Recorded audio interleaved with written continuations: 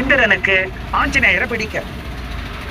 அதனாலதான் இந்திரனுடைய சாபம் காரணமா தான் ராமனை பார்க்கிற வரை ஆஞ்சநேயருக்கு அவருடைய பலம் தெரியாமல் போகட்டும் அப்படின்னு சாபம் வந்தது. ஆஞ்சநேயருக்கு தன்னுடைய விருப்பத்திற்கு ஏற்றாற் போல உருவத்தை பெரிதாக்கி கொள்ளலாம், தனக்கு விருப்பத்திற்கு ஏற்ற மாதிரி வாளை நீளமாக்கி கொள்ளலாம் என்பதெல்லாம் ராமனை பார்த்த பிறகுதான் தெரியும்.